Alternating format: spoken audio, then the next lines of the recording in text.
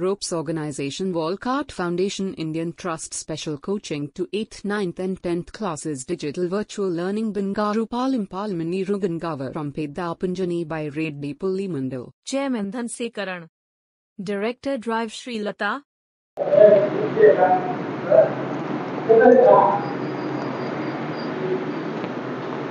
Hi, hello, welcome to Ropes Organization. This is Durga Prasad Reddy teaching in biology. So previous videos already we have completed the 8th class biology chapter. So మనం already 8th class biology లో so important chapter microorganism friend and foe topic complete చేసుకున్నాం. So ఈ వీడియోలో మనము so next chapter crop production and management గురించి discuss చేసుకోబోతున్నాం. So what is mean by crop production and management? So this is a very important lesson for the examination. So introduction about the crop production and management. So ఈ introduction లో మనం ఏంటంటే so crop production అంటే ఏంటి, so దాన్ని మనం ఏ విధంగా manage చేస్తాము, సో క్రాప్ ప్రొడక్షన్ ని మెయింటెనెన్స్ ఎలా చేస్తాము, సో దానికి సంబంధించి సో ఈ వీడియోలో డిస్కస్ చేసుకోబోతున్నాం. So all the living organisms require food for their life process like digestion, respiration, excretion etcetera. So general గా బేసిక్ గా ఏంటంటే సో ఆర్గానిజమ్స్ కి ఫుడ్ సోర్స్ అనేది వెరీ ఇంపార్టెంట్. బికాస్ ఎందుకంటే ప్లాంట్స్ లో కానీ లేదా అనిమల్స్ లో కానీ హ్యూమన్ బీయింగ్స్ లో కానీ సో వాటి యొక్క లైఫ్ ప్రాసెస్ కంటిన్యూగా జరగాలి అంటే so are the physiological functions. So physiological functions అంటే ఎగ్జాంపుల్ ఇక్కడ మనకు ఆల్రెడీ డైజెషన్ కానీ లేదా రెస్పిరేషన్ కానీ ఎక్స్క్రీషన్. సో ఇలా డైజెషన్, రెస్పిరేషన్, ఎక్స్క్రీషన్ ఈ ప్రాసెస్ జరగాలంటే they needed some energy. So వీటికి ఏటీపీ ఎనర్జీ అనేది ఇంపార్టెంట్. సో ఏటీపీ అంటే మనకు తెలుసు అడినోసిన్ ట్రైఫాస్ఫేట్. సో ఈ ఎనర్జీని బేస్ చేసుకొని ఈ ఎనర్జీని యూటిలైజ్ చేసుకొని జనరల్ గా బేసిక్ గా ఏంటంటే లివింగ్ ఆర్గానిజమ్స్ లో సో ఈ యాక్టివిటీస్ అన్ని లైక్ ఫిజియలాజికల్ యాక్టివిటీస్ అన్ని జరుగుతూ ఉంటాయి. సో డైజెషన్ కానీ, రెస్పిరేషన్ కానీ, ఎక్స్క్రీషన్ కానీ. సో ఈ విధంగా all living organisms require food materials. So ప్రతి జీవికి కూడా ఏంటంటే ఆహార పదార్థాలు అనేవి కావాలి. So plants also they needed food source. మొక్కలకు కూడా ఏంటంటే ఆహార పదార్థాలు కావాలి. సో బేసిక్ గా అయితే ప్లాంట్స్ కి ఫుడ్ సోర్స్ అనేవి ఎక్కడి నుంచి వస్తాయంటే so plants can produced by the own method. So మొక్కలు ఏంటంటే స్వయంగా ఆహార పదార్థాలను తయారు చేసుకుంటాయి. సో అలాంటి వాటిని మనము ఆటోట్రోప్స్ అంటూ ఉంటాం. So autotrophs means which is preparing by own method. So స్వయంగా ఆహార పదార్థాలను తయారు చేసుకుంటాయి. ఎలా అంటే so there is one process that is called photosynthesis. ఆ ప్రాసెస్ ని ఇక్కడ మనం ఏం పిలుస్తున్నాం అంటే ఫోటోసింథసిస్ అంటున్నాం. ఫోటోసింథసిస్ మీన్స్ కిరణజన్య సంయోగ క్రియ. సో ఈ ప్రక్రియ ద్వారా ఏంటంటే మొక్కలు తనంతట తాను ఆహార పదార్థాలను తయారు చేసుకుంటాయి. ఈ ప్రక్రియ జరగాలంటే సో మొక్కలు ఈ విధంగా జరుపుకుంటాయంటే సో అట్మాస్ఫియర్ లో ఉన్నటువంటి కార్బన్ డైఆక్సైడ్, సో సాయిల్ లో నుంచి అబ్జర్వ్ చేసుకున్నటువంటి వాటర్ మాలిక్యూల్, సో ఈ విధంగా దీంతో పాటు ఏంటంటే ప్లాంట్స్ లో ఉన్నటువంటి క్లోరోఫిల్. సో వీటి ద్వారా ఏంటంటే ఒక ప్రాసెస్ అనేది జరుగుతుంది. ఆ ప్రాసెస్ ని ఇక్కడ మనం ఏమంటున్నాం అంటే ఫోటోసింథసిస్. సో ఈ విధంగా స్వయంగా ఆహార పదార్థాలను తయారు చేసుకుంటాయి. సో ఎప్పుడైతే ప్లాంట్స్ ఇలా ఫుడ్ మెటీరియల్స్ ని ప్రిపేర్ చేసుకుంటాయో అలా ప్రిపేర్ అయినటువంటి ఫుడ్ మెటీరియల్స్ అనేవి సో జనరల్ గా ఏంటంటే ప్లాంట్స్ సో ఏటీపీ ఎనర్జీని కన్వర్ట్ చేసుకొని ప్లాంట్స్ యూటిలైజ్ చేసుకుంటాయి. The remaining food materials will be storage in plants different parts. మొక్కల్లో వివిధ రకాలైనటువంటి భాగాల్లో ఈ ఆహార పదార్థాలు అనేవి స్టోర్ చేసుకుంటాయి. ఈ విధంగా ప్లాంట్స్ సో ఓన్ మెథడ్ లో మనకి ఫుడ్ మెటీరియల్స్ ని ప్రిపేర్ చేసుకుంటాయి. సో ప్లాంట్స్ ప్రిపేర్ చేసినటువంటి ఫుడ్ మెటీరియల్స్ ని సో బేసిక్ గా ఏంటంటే అనిమల్స్ కావచ్చు లేదా హ్యూమన్ బీయింగ్స్ కావచ్చు so which is produced by the plant food materials are utilizing by so heterotrophic nutrition. So దాన్ని ఏమని పిలుస్తున్నామంటే heterotrophic nutrition. So what is mean by heterotrophic nutrition? So దీన్ని పరపోషితం అంటాము. అంటే వేరే వాటి మీద ఆధారపడి సో అక్కడ ఉన్నటువంటి ఫుడ్ సోర్స్ ని తీసుకోవడం. సో ఈ విధంగా ఏంటంటే మొక్కలు ఆటోట్రోఫ్స్ అయితే రిమైనింగ్ అనిమల్స్ కానీ లేదా హ్యూమన్ బీయింగ్స్ అన్ని కూడా ఏంటంటే దేని కిందకి వస్తారంటే సో హెటరోట్రోఫిక్ న్యూట్రిషన్ కిందకి వస్తాం. సో ఈ విధంగా హెటరోట్రోఫిక్ న్యూట్రిషన్ కిందకి వచ్చిన తర్వాత సో అక్కడ ఉన్నటువంటి ఫుడ్ సోర్స్ ని యూటిలైజ్ చేసుకుంటాం. ఈ విధంగా ఏంటంటే all living organisms require food material. ప్రతి జీవికి కూడా ఏంటంటే ఆహార పదార్థాలు అనేవి చాలా important. So for their life process అంటే వారి యొక్క జీవితంలో జరిగేటటువంటి యాక్టివిటీస్ కానీ లైఫ్ ప్రాసెస్ కానీ కంపల్సరీగా ఏంటంటే there is needed food requires.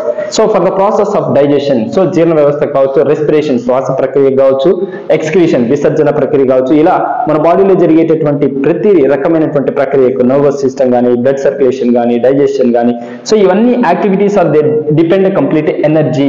ఆ ఎనర్జీని ఇక్కడ ఏటీపీ ఎనర్జీ అంటున్నాం. ఈ ఏటీపీ మీద డిపెండ్ అయ్యి సో లైఫ్ లో జరిగేటటువంటి ఫిజియలాజికల్ ప్రాసెస్ అన్ని జరుగుతుంటాయి. సో ఇక్కడ ఏంటంటే plants can make their own food materials. ఇందాక మనం చెప్పుకున్నట్లు సో ఫోటోసింథసిస్ ప్రాసెస్ ద్వారా ఫుడ్ మెటీరియల్స్ అనేవి ప్లాంట్స్ ప్రిపేర్ చేసుకుంటాయి. సో దాన్ని ఆటోట్రోఫ్స్ అంటున్నాము. Animals including humans cannot make their food, so they are depend on plants and other animals. So general గా ఏంటంటే ప్లాంట్స్ కి మాత్రమే ఇటువంటి కేపబిలిటీ కానీ లేదా సో మెకానిజం కానీ ప్లాంట్స్ లో మాత్రమే కనిపిస్తాయి. So that is called the photosynthesis. So plants అనేవి ఫుడ్ మెటీరియల్స్ ని అలా ప్రిపేర్ చేసుకుంటాయి. అయితే సో మనుషులు కానీ లేదా జంతువులు కానీ సో వాటి యొక్క బాడీలో కానీ సో వాటి యొక్క బాడీస్ లో కానీ లేకపోతే మెకానిజం లో కానీ ఇలాంటి మెకానిజమ్స్ ఉండవు like that photosynthesis. So own గా ఆహార పదార్థాలను తయారు చేసుకునే కెపాసిటీ ఉండదు.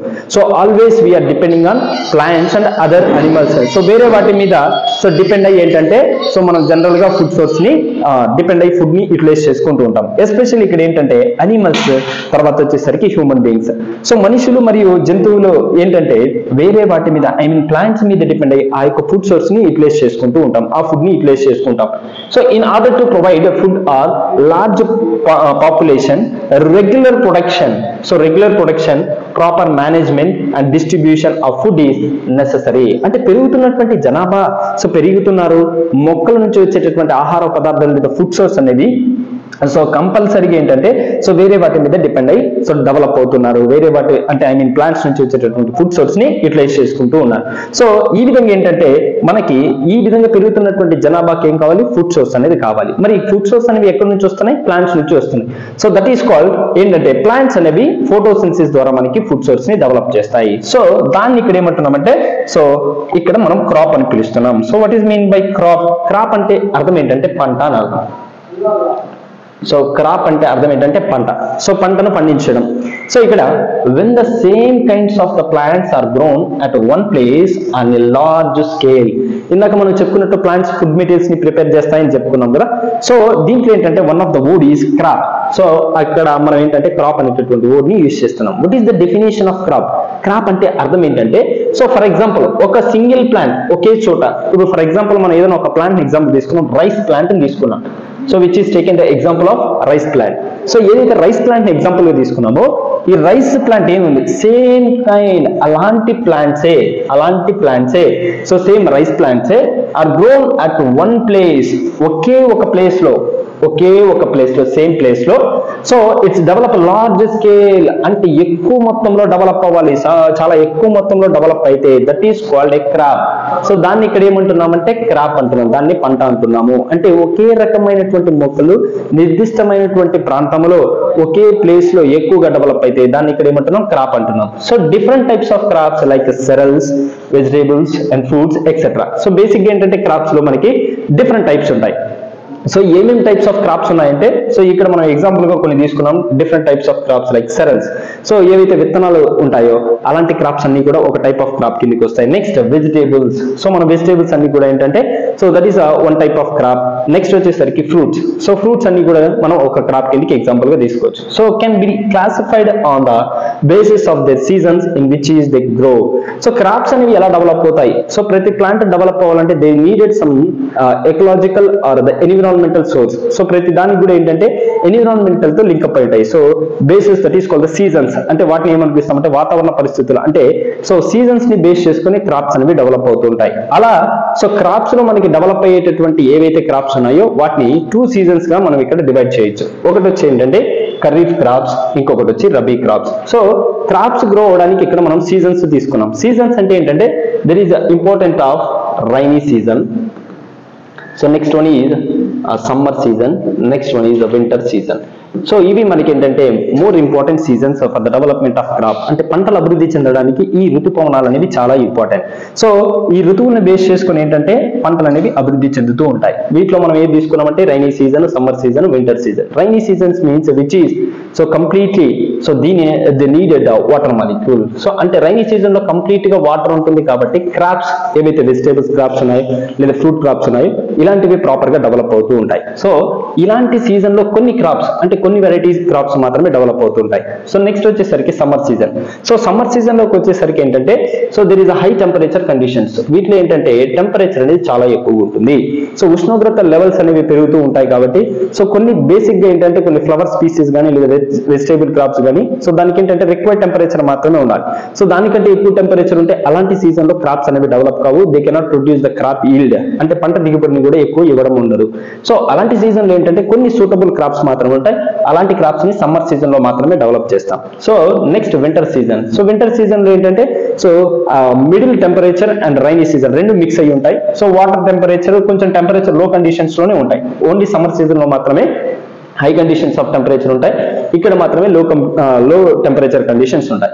ఇలాంటి వింటర్ సీజన్ లో కూడా ఏంటంటే కొన్ని క్రాప్స్ డెవలప్ అవుతాయి. సో ఇక్కడ ఇలాంటి సీజన్ లో డెవలప్ అయ్యేటటువంటి క్రాప్స్ ని ఎక్కువగా ఈ సీజన్స్ లో డెవలప్ చేస్తాం. రైనీ సీజన్స్ కి సూటబుల్ ఉన్నటువంటి క్రాప్స్ ని రైనీ సీజన్ లో డెవలప్ చేస్తాం. ఇలా సీజన్స్ ని బేస్ చేసుకొని క్రాప్స్ ని డెవలప్ చేయడం జరుగుతుంది. ఇలాంటి సీజన్స్ ని బేస్ చేసుకొని సో మెయిన్ గా మనకి ఏంటంటే క్రాప్స్ లో 2 టైప్స్ ఆఫ్ క్రాప్స్ ని డివైడ్ చేయడం జరిగింది. ఒకటి వచ్చి ఖరీఫ్ క్రాప్స్, ఇంకొకటి వచ్చి rabi crops. So kharif crops లో అంతా కూడా ఏంటంటే మనకి రైస్, వీట్, సో ఇలాంటివి ఎక్కువగా డెవలప్ అవుతుంటాయి. రబీ క్రాప్స్ లో ఏంటంటే మనకి సెరల్స్ కానీ రిమైనింగ్ క్రాప్స్ ఏవైతే ఉన్నాయో అవి ఎక్కువగా డెవలప్ అవుతుంటాయి. సో ఇది మనకి ఈ చాప్టర్ లో మనకి క్రాప్ ప్రొడక్షన్ అండ్ మేనేజ్మెంట్ లో సో క్రాప్స్ అంటే ఏంటి, సో ఇంట్రడక్షన్ క్లాస్ మనం చూసాం. సో దీంట్లో మీకు ఏమైనా డౌట్స్ అనిపిస్తే కామెంట్ బాక్స్ లో కామెంట్ చేయండి. Thank you one and all.